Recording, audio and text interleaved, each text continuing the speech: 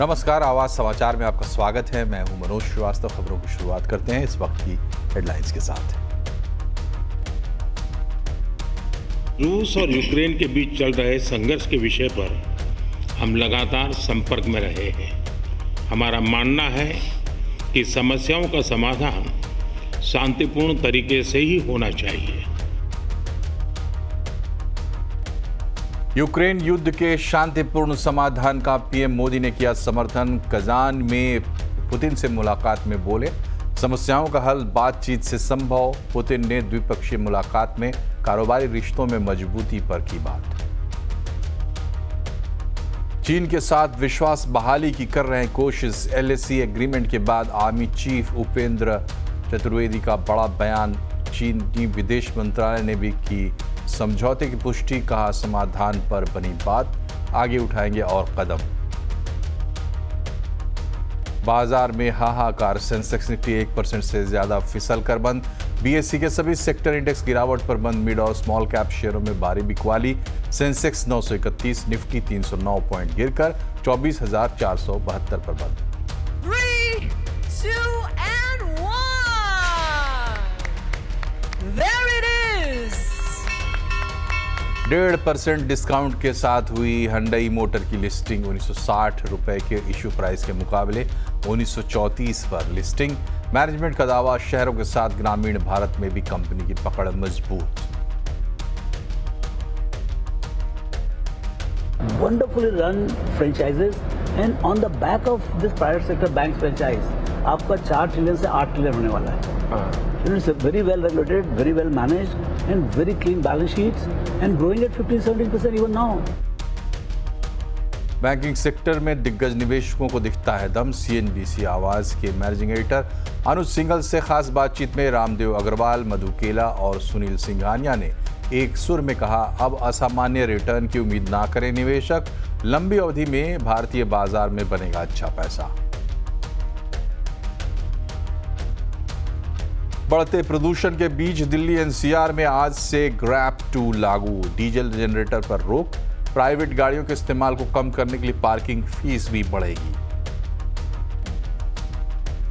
Online fraud रोकने के लिए बनाया जाएगा खास मैनेजमेंट सिस्टम। खाते से कैश निकालने से पहले अमाउंट ब्लॉक करने पर होगा जोर। सीएनबीसी आवाज एक्सक्लूसिव।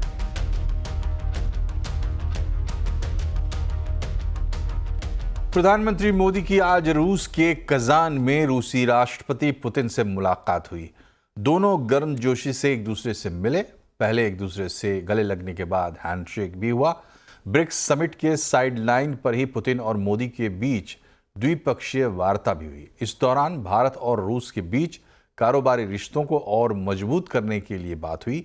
साथ ही प्रधानमंत्री मोदी ने यह भी कहा कि वो यूक्रेन युद्ध का शांतिपूर्ण समाधान की नीति का समर्थन करते हैं। एक्सेलेंसी, रूस और यूक्रेन के बीच चल रहे संघर्ष के विषय पर हम लगातार संपर्क में रहे हैं।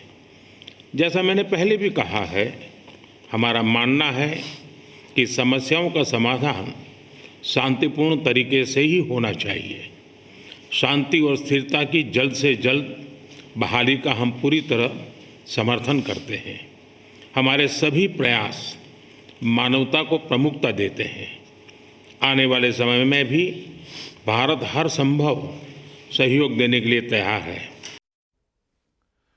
पूर्वी लद्दाख में भारत चीन के बीच विवाद पर समझौते को विदेश मंत्री एस जयशंकर ने सकारात्मक कदम बताया, लेकिन उन्होंने कहा है कि अभी परिणामों के बारे में जल्दबाजी में अनुमान ना निकाला जाए। ये शांति और सौहार्द का आधार तैयार करता है।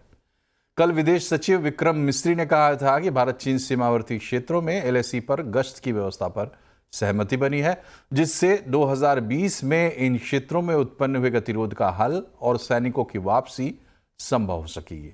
उन्होंने कहा था कि इस संबंध में आगे कदम उठाए जाएंगे। आज आर्मी चीफ उपेंद्र द्विवेदी ने इसे और साफ करते हुए बताया है कि सेना अप्रैल 2020 की स्थिति में वापस जाना चाहती है।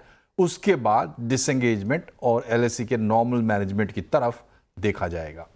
अभी सेना विश्वास बहाली का प्रयास कर रही है और इसके लिए जरूरी है कि भारत और चीन की सेनाएं उस बफर जोन में ना घुसे जो तैयार किया गया है।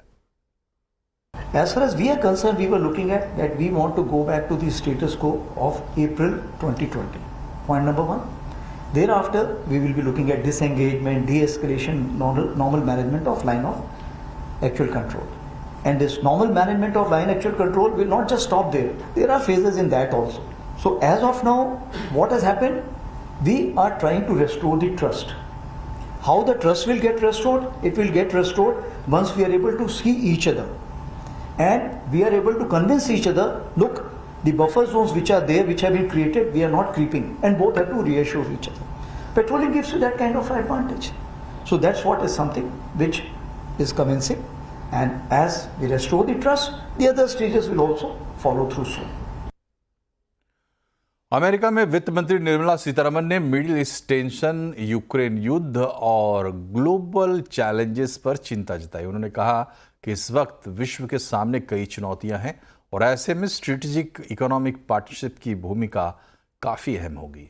हालांकि एफएम ने भरोसा जताया कि भारत आज की चुनौतियों से निपटने के लिए पूरी तरह से तैयार है और भारत में ग्रोथ की अच्छी संभावनाएं हैं। It may be an understatement that we are living through times of profound uncertainty, which is steadily rising before us. The world today grapples with multiple challenges, such as the conflict in the Middle East and between Russia and Ukraine. The coming years, I think, will likely be defined by strategic economic partnerships, and India is very well poised to take advantage of this transition. इधर flights में बम की धमकियों का सिलसिला आज भी जारी रहा। आज 43 उड़ानों को बम की धमकी मिली। इस तरह कुल मिलाकर एक हफ्ते में 130 से ज़्यादा उड़ानें प्रभावित हुई हैं। 43 घरेलू और अंतर्राष्ट्रीय उड़ानों को आज बम की धमकियां मिली, झूठी धमकियां मिली। इसमें इंडिगो, विस्तारा और एयर इंडिया के विमान शामिल हैं। अभी तक मिली सारी धमकियां झूठी साबित हुई हैं। बावजूद इसके हर धमकी के बाद सुरक्षा प्रोटोकॉल का पालन किया जाता है। ऐसी घटनाओं के बाद सुरक्षा प्रोटोकॉल और भी कड़े कर दिए गए हैं। झूठी धमकियों के चलते विमानों की इमरजेंसी लैंडिंग तो होती ही है, साथ ही दूसरे विमानों की सर्विस भी प्रभावित होती है। सरकार फिलहाल इसकी काट खोजने के प्रयास में जुटी है, लेकिन धमकियों का सिलसिला रुकने का नाम नहीं ले रहा है। बाजार में आज कोहराम मचा। बाजार 2 महीने के निचले स्तर पर बंद हुआ है। सेंसेक्स निफ्टी 1% से ज़्यादा फिसलकर बंद हुए हैं। सेंसेक्स 931 और निफ्टी 309 पॉइंट टूटा। बीएसई के सभी सेक्टर इंडेक्स गिरावट पर बंद हुए। मिड कैप, स्मॉल कैप शेयरों में भारी बिकवाली देखी गई। आज सेंसेक्स के 30 में से 28 शेयरों में गिरावट रही। निफ्टी के 50 में से 49 शेयरों में गिरावट रही। और बाजार की इस बड़ी गिरावट को समझते हैं अपने मैनेजिंग एडिटर अनुज सिंघल से। बाजार में करेक्शन की बात तो चल रही थी अनुज जी, तो क्या आज जिस तरह की गिरावट आई है इसे उसी तरह से देखा जाए या फिर ये कुछ ज़्यादा ही हो गया? बहुत ख़राब दिन मार्केट के लिए आज। निफ्टी 300 पॉइंट से ज़्यादा गिरा। बैंक निफ्टी करीब 650 पॉइंट गिरा, लेकिन असली पेन थी आज ब्रॉडर मार्केट में। मिड कैप इंडेक्स 2.5% नीचे था, 1500 पॉइंट के करीब, और स्मॉल कैप इंडेक्स तो करीब 4% के करीब गिरा। जी हाँ, आज का एडवांस डिक्लाइन 1:10, यानी हर एक बढ़ने वाले शेयर के सामने 10 गिरने वाले शेयर। सारे के सारे सेक्टोरल इंडेक्सेस आज रेड में थे। अब बड़ा सवाल ये उठता है कि मार्केट इतना क्यों गिर रहा है। देखिए, इसका कोई एक जवाब नहीं है। मार्केट बहुत हेवी हो गया था और काफ़ी मार्केट वन वे रैली कर चुका था, तो एक करेक्शन शायद ड्यू थी। हाँ, करेक्शन बहुत हेवी आ गई और बहुत छोटे से टाइम जोन में आ गई, लेकिन इस करेक्शन में मार्केट ने किसी को नहीं छोड़ा। अच्छे से अच्छा स्टॉक या ख़राब से ख़राब स्टॉक, इसमें काफ़ी पिटाई हुई है। एक जो रीज़न दिया जा रहा है सबसे ज़्यादा, वो है अर्निंग्स का डिसअपॉइंटमेंट। वैसे ये क्वार्टर में एक्सपेक्टेड था कि अर्निंग्स ख़राब आएंगी, लेकिन इतनी ख़राब आएंगी शायद किसी ने नहीं सोचा था, या फिर वो एक बहाना बन गया मार्केट के लिए। मार्केट को शायद एक करेक्शन के लिए बहाना चाहिए था, वो करेक्शन आ गई। खैर, एनीवे, प्राइसेस का डैमेज किस तरीके का रहा है ये आप समझेंगे अगर आप इंडेक्स स्टॉक्स की बात करें, तो इंडेक्स स्टॉक्स में कई ऐसे स्टॉक्स हैं जो अपने हाई से 20 से 25% गिर चुके हैं, जैसे कि Adani enterprises, IndusInd bank, Tata Motors, Tata consumer, BEL। और अगर आप इंडेक्स से बाहर चले जाएंगे तो ऐसे आपको कई स्टॉक्स दिखाई देंगे जो अपने हाई से 40 से 50% से ज़्यादा गिर चुके हैं। वोडाफोन आइडिया अपने हाई से 56% के करीब गिर चुका है। येस बैंक 40% के करीब अपने हाई से करेक्ट हो चुका है स्टॉक। ओला इलेक्ट्रिक का स्टॉक अपने रीसेंट हाई से आधा हो चुका है। जी हाँ, ये तो मैंने कुछ नाम ले लिए जहाँ पर बहुत ज़्यादा एक्टिव ट्रेडर इंटरेस्ट है। उसके अलावा काफ़ी नाम है जहाँ डिक्लाइन जो है 50-60% के करीब रही है। अब बड़ा सवाल ये उठता है कि करें क्या आप। देखिए, अगर आप एक ट्रेडर हैं तो एक स्क्रीन को रिस्पेक्ट करें। इस समय पैसा बन रहा है सेल ऑन रैली पर। जहाँ रैली फेल हो रही है वहाँ अगर आप सेल करें तो पैसा वहाँ बन रहा है। और दूसरी चीज़, अगर आप इन्वेस्टर हैं तो ये समय नहीं है पैनिक करने का। हाँ, अगर आपके पास अच्छे स्टॉक्स हैं तो, अच्छी क्वालिटी के स्टॉक्स हैं तो पैनिक नहीं करना है इसमें आपको। और अगर हिम्मत हो तो लोअर लेवल पर थोड़ा सा एवरेजिंग करें अच्छे स्टॉक्स में, तो वो भी एक तरीका हो सकता है। लेकिन एज ए ट्रेडर क्लियरली इस समय स्क्रीन को रिस्पेक्ट करना बहुत ज़रूरी है। MOFSL के chairman Ramdev Agarwal, MK ventures के फाउंडर मधु केला और अबाकस एसेट के फाउंडर सुनील सिंघानिया को बैंकिंग सेक्टर में दम नजर आ रहा है। हमारे मैनेजिंग एडिटर अनुज सिंघल से खास बातचीत में उन्होंने प्राइवेट बैंक में तेजी बढ़ने की उम्मीद जताई है।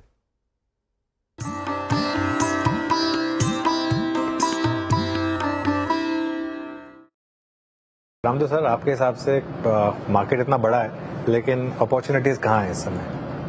मतलब मैं तो ग्रोथ देखता हूँ कैपिटल मार्केट्स में, across the board capital markets में। जो मतलब जो भी गेटवेज हैं, चाहे वो ब्रोकिंग हो, चाहे एसेट मैनेजमेंट हो, वेल्थ मैनेजमेंट हो, सो पूरा हॉरिजॉन्टल एक्सपेंशन है मार्केट का। बिकॉज जो 40 मिलियन या 4 करोड़ जो अकाउंट से अभी 170, 75, 180 हो गए और लास्ट मंथ भी 4.5 मिलियन आया है। मतलब ये जर्नी जो है 300 मिलियन की अगले 3-4 साल में हो जाएगी लग रहा है। तो मार्केट का expansion is guaranteed. Okay, so उसके वो देखते हुए कैपिटल मार्केट्स के all the elements they are looking very good. And हमारे घर में हो रहा तो ज़्यादा समझ में आ रहा है। लेकिन मेरे को लगता है sector among the listed bigger one, the biggest one is banks.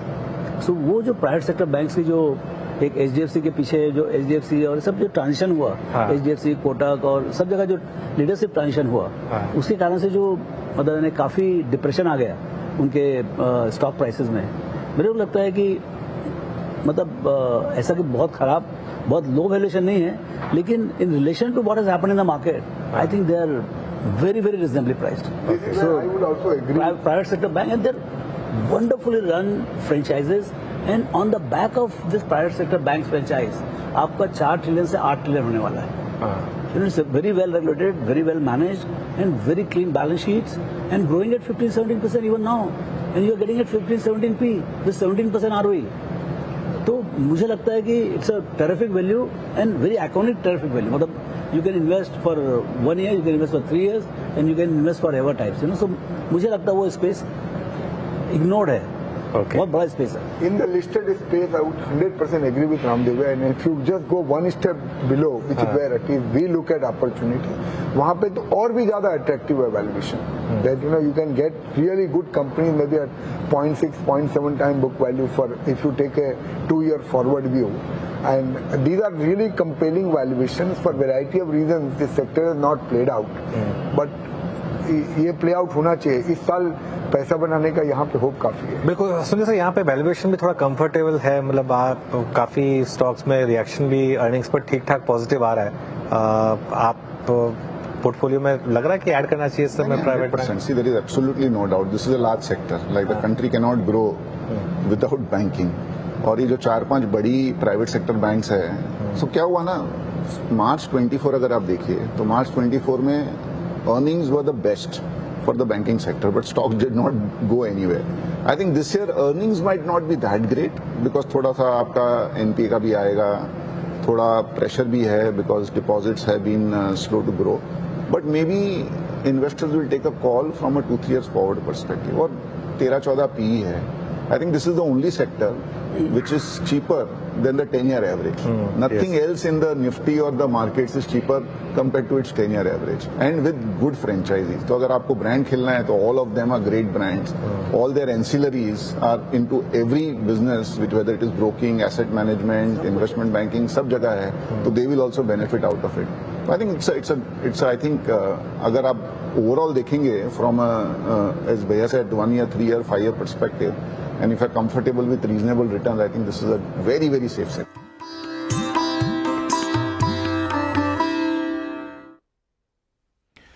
Real estate developers को जीएसटी के मोर्चे पर फिलहाल राहत के आसार नहीं है। रियल एस्टेट पर बनी ग्रुप ऑफ मिनिस्टर्स बिल्डर और लैंड ओनर्स के जॉइंट डेवलपमेंट एग्रीमेंट पर इनपुट टैक्स क्रेडिट जारी करने के पक्ष में नहीं है। जीओएम की बैठक 25 अक्टूबर को गुजरात के गांधीनगर में होनी है। क्या हो सकता है, डिटेल बता रहे हैं आलोक प्रियदर्शी। बिल्कुल, देखिए, रियल एस्टेट कंपनियों को जीएसटी के मोर्चे पर राहत की उम्मीद नजर नहीं आ रही, क्योंकि जो सीएनबीसी आवाज को सूत्रों से जानकारी मिली है कि ग्रुप ऑफ मिनिस्टर्स आईटीसी यानी इनपुट टैक्स क्रेडिट देने के पक्ष में नहीं है। दरअसल ये पूरा मामला अप्रैल 2019 के बाद का है, जिसके बाद जो रियल एस्टेट की दरों को काफी कम कर दिया गया था, लेकिन साथ में शर्त यह भी थी कि उन्हें इनपुट टैक्स क्रेडिट नहीं मिलेगा। लिहाजा जो रियल एस्टेट कंपनियां लैंड ओनर्स के साथ मिलकर ज्वाइंट डेवलपमेंट एग्रीमेंट करती हैं, उस पर सरकार या GST department transfer of development rights को लेकर 18% जीएसटी चार्ज करता है, लेकिन साथ ही उनको इनपुट टैक्स क्रेडिट नहीं हासिल होता। इसी मांग को लेकर रियल एस्टेट कंपनियां तेलंगाना हाई कोर्ट पहुंची थी और वहां से मुंह की खाने के बाद सुप्रीम कोर्ट पहुंची है। लेकिन जो हमें सूत्रों से जानकारी मिल रही है कि ग्रुप ऑफ मिनिस्टर्स जिसकी बैठक 25 अक्टूबर को गुजरात में होनी है, वो भी रियल एस्टेट डेवलपर्स को कोई राहत देने के मूड में नजर नहीं आ रहा, यानी कि उन्हें इनपुट टैक्स क्रेडिट का बेनिफिट मुहैया कराने को लेकर कोई फेवरेबल डिसीजन जीओएम की तरफ से आता हुआ नजर नहीं आ रहा है। और यहाँ एक छोटा सा ब्रेक, लेकिन खबरें अभी और भी हैं, बने रहिए हमारे साथ। एक बार फिर से आपका स्वागत है। आज वक्फ मामले पर जॉइंट पार्लियामेंट्री कमेटी की बैठक जोरदार हंगामे के साथ हुई। बैठक में टीएमसी सांसद कल्याण बैनर्जी और भाजपा सांसद अभिजीत गंगोपाध्याय के बीच गहमा गहमी हो गई और इसकी वजह से वहाँ काफ़ी तल्खी देखने को मिली। खबर यहाँ तक है कि वहाँ पर बोतल भी फोड़ी गई कल्याण बैनर्जी ने। जैसा कि आपको पता है, वक्फ एक्ट में सरकार एक बड़ा संशोधन करना चाहती है और इसी के लिए एक जो बिल लाया गया था संसद में, वो इस समिति के सामने रखा गया है, जो एक संयुक्त संसदीय समिति है। और बढ़ते हैं आगे। ऑनलाइन फ्रॉड रोकने के लिए एक खास फ्रॉड मैनेजमेंट सिस्टम तैयार किया जा रहा है। सूत्रों के मुताबिक इसके तहत फ्रॉड से ट्रांसफ़र किए गए पैसे को निकालने से पहले ही अकाउंट ब्लॉक करने की खास व्यवस्था की जाएगी। पूरी खबर जानने के लिए चलते हैं लक्ष्मण रॉय के पास। बताइए लक्ष्मण जी, क्या उपाय कर रही है सरकार? देखिए, अब जो तैयारी है वो दरअसल रिजर्व बैंक के स्तर पर एक सेंट्रलाइज्ड मैनेजमेंट सिस्टम बनाने की तैयारी है। इसके लिए ग्रुप बनाया गया था, ग्रुप ने अपनी रिपोर्ट दे दी है। उस रिपोर्ट के आधार पर खास इंतजाम किए जाएंगे, रिस्क मैनेजमेंट सिस्टम बनाया जाएगा। इसके तहत दो बातों से के आधार पर सिस्टम तैयार होगा, एक आर्टिफिशियल इंटेलिजेंस और दूसरा अब तक जो भी फ्रॉड हुए हैं उससे जुड़े हुए जो आंकड़े उसको लिया जाएगा। और फिर ये जो मैनेजमेंट सिस्टम होगा वो 3 बातों पर फोकस करेगा। पहली बात कि अगर कोई ऐसे यूआरएल वेबसाइट से अगर कोई फ्रॉड की कोशिश की जाती है तो अर्ली वार्निंग सिस्टम तुरंत बता दिया देगा और कस्टमर को अलर्ट कर देगा। दूसरा, अगर फ्रॉड के साथ पैसा निकल जाता है आपके अकाउंट से, तो जिस अकाउंट में ट्रांसफर होता है उस अकाउंट से कैश विदड्रॉ ना हो, उससे पहले उस अकाउंट को ब्लॉक कर दिया जाए। इसके भी खास इंतजाम किए जाएंगे। और इतना ही नहीं, अलग अलग डेटा को भी और ज़्यादा रोबस्ट किया जाएगा। जुलाई 2024 में रिजर्व बैंक ने इस तरह के गाइडलाइन सारे बैंकों को दिए थे। अब सारे बैंकों के पास जो इंतजाम है उन सबको और ज़्यादा बेहतर बना करके एक सेंट्रलाइज्ड सिस्टम बनाने की तैयारी है। शुक्रिया लक्ष्मण जी। इधर सरकारी कंपनी बीएसएनएल अभी 4G सर्विसेज का ट्रायल कर रही है। पूरे देश के अंदर कंपनी ने करीब 45,000 टावर लगा लिए हैं। कंपनी ने आज 7 नई सेवाओं की शुरुआत भी की है। इस पर कंपनी के सीएमडी रॉबर्ट रवि से बात की हमारे संवाददाता असीम मनचंदा ने। सबसे पहले तो लोग जानना चाहते हैं कि बीएसएनएल की 4G सर्विसेज की क्या प्रोग्रेस है, कितने टावर लग चुके हैं, कहाँ तक पहुंची है services? We have started rolling out this. We are not still officially launched it. We are now the trials are going on. We have a sizable number of times 4G is available with our consumers. Our consumers are experiencing this across the country. Today we have 4G services across the country in all the circles as we speak. You have launched 7 new services today. Can you give us details? What are these services? See, today, as you mentioned, these 7 services are pillared on our essential security, affordable and reliable thing. So on the security portion, one of the key things that we launched today was on the no spam network. We are putting a AA system. We have already put up an AA system. Now it's operational across all these zones available. Maybe as time goes, the AI takes its own learning curve. After the learning curve, we can be with confidence say there cannot be any scam happening if you are a BSNL customer. How it is possible is in 2 ways. Now we are not only alerting based upon the consumer's concern, we are also blocking these messages to be delivered to the customer, and we are also in talks with other players who can help us in bringing down these URL links automatically. So this is the main thing on your spam network. Delhi में प्रदूषण नियंत्रण के लिए graded response action plan grab के दूसरे चरण को लागू कर दिया गया है, लेकिन क्या ये प्रभावी हो रहा है? करोड़ों की लागत से बनाए गए संसाधन क्या सच में काम आ रहे हैं या सिर्फ दावों तक सीमित है? संवाददाता रोहन सिंह से जानिए दिल्ली में प्रदूषण नियंत्रण की जमीनी हकीकत। दिल्ली की आबोहवा आज भी बहुत खराब रही। औसत AQI 317 रहा, जो कि बहुत खराब की श्रेणी में आता है। कुछ इलाके आनंद विहार, बवाना, नरेला, ITO, जहां इस वक्त मैं यहां पे मौजूद हूं, यहां का एयर क्वालिटी और भी ज्यादा खराब था। कुछ इलाकों पे 350 को भी पार कर गया। और आज से ग्रेडेड रिस्पॉन्स एक्शन प्लान के स्टेज 2 का पहला दिन लागू हो गया है। कई सारे नए कदम उठाए गए हैं, लेकिन इनमें से कितने कदम धरातल पे उतरे हैं, यही जानने के लिए आज हम सड़कों पर निकल रहे हैं। और इससे पहले कई सारे कदम, जैसे कि स्मॉग टावर जैसी जो घोषणाएं हुई थी, उनकी सच्चाई क्या है, ये भी देखते हैं।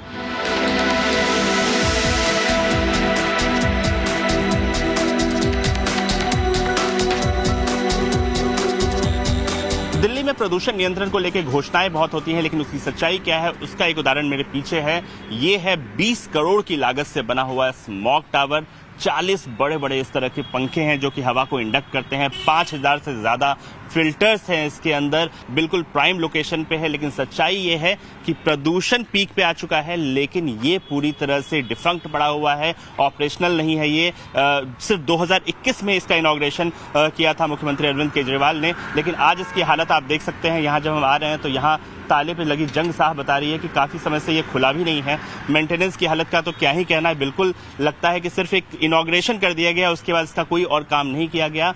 जो दावा किया गया था कि 1 किलोमीटर का इसका जो रेडियस है, उसमें वो प्रदूषण को कम करेगी। करीब 50 मीटर के रेडियस में तो बिल्कुल 70 से 80% कम कर देगी। लेकिन प्रदूषण इस वक्त दिल्ली में बहुत खराब की श्रेणी में है और ये स्मॉग टावर पूरी तरह से बेकार पड़ा हुआ है।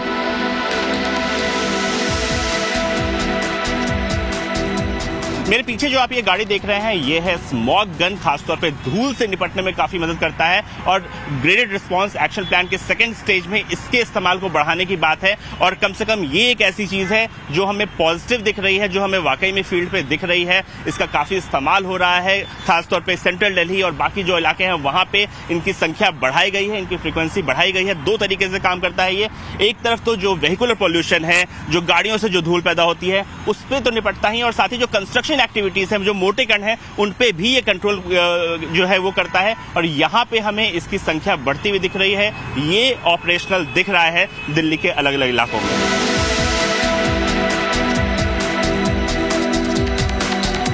ग्रेडेड रिस्पांस एक्शन प्लान के स्टेज 2 में एक महत्वपूर्ण कदम है, वो है पब्लिक पार्किंग प्लेसेस की जो फीस है उसको बढ़ाया जाना। इससे इसका जो मकसद है वो ये है कि लोग अधिक से अधिक पब्लिक ट्रांसपोर्ट का इस्तेमाल करें और निजी गाड़ियों का इस्तेमाल थोड़ा कम करें। हम इस वक्त CP आए हैं और यहाँ जाने की कोशिश करते हैं कि क्या पार्किंग प्लेसेस के चार्जेस बढ़े हैं। ये बताइए क्या चार्ज है अभी जब यहाँ पे चार्ज? सर अभी 20 रुपये पर आवर है, पर आवर। 1 घंटे के 20 रुपये। अच्छा, और क्या कोई बढ़ोतरी हो रही है या होने वाली है? सर अभी तो ऐसे कोई नोटिफिकेशन मिली नहीं है, ऊपर अधिकारियों से कोई नोटिफिकेशन मिलेगी तो उस हिसाब से किराया बढ़ा जाएगा। तो अभी वही चार्ज है जो अब तक चार्ज होता जा रहा था, लेकिन चूंकि आज से ही GRAP का स्टेज 2 लागू हुआ है, तो आने वाले दिनों में हम उम्मीद कर सकते हैं कि इन प्लेसेस में जो चार्जेस हैं वो बढ़ाए जाएंगे। GRAP के स्टेज 2 में और भी कई घोषणाएं की गई हैं। मसलन जो बसेस की फ्रीक्वेंसी है वो बढ़ाई जाएगी, वो हमें अधिकतर जगहों पे अभी भी दिखाई नहीं दी। मेट्रो ने जरूर ये घोषणा की है कि वो अपनी फ्रीक्वेंसी को बढ़ाने जा रही है। ट्रैफिक पुलिस की मौजूदगी को बढ़ाया जाएगा। वो भी हमें अधिकतर जगहों पे नहीं दिखाई दिया। ट्रैफिक अभी भी दिल्ली का ट्रैफिक उतना ही हमें अधिकतर जगहों पे दिखाई दिया। जो कल ही लॉन्च किया गया था स्कीम रेड लाइट ऑन गाड़ी ऑफ, जो दिल्ली सरकार की मुहिम थी, उसका इम्प्लीमेंटेशन हमें कहीं नहीं दिखाई दिया। इसके अलावा तंदूर की भट्टियां जो हैं, उस पर जो कोयले की तंदूर है उन पर रोक लगाने की बात कही गई थी। वो दिल्ली के सेंट्रल इलाकों में तो हमें अधिकतर लोग अभी भी गैस के तंदूर में शिफ्ट हो चुके हैं, लेकिन दूर दराज के इलाकों में कोयले का इस्तेमाल अभी भी जारी है। जनरेटर सेट का इस्तेमाल दूर दराज की दिल्ली में अभी भी जारी है। कंस्ट्रक्शन साइट्स पर जरूर कुछ जगहों पे हमें जो प्रोटोकॉल्स हैं वो यहाँ पे दिखाई दिए। तो कुल मिला के जो पहला दिन है जीआरएपी का, मिक्स्ड रिस्पांस देखने को मिला है जहां तक हम इम्प्लीमेंटेशन की बात करें तो। रोहन सिंह, दिल्ली। तो इसी के साथ बुलेटिन में फिलहाल इतना ही, लेकिन आप खबरों पर रहिए अपडेट और जुड़े रहिए CNBC आवाज से हमारे सोशल मीडिया हैंडल्स के जरिए। नमस्कार।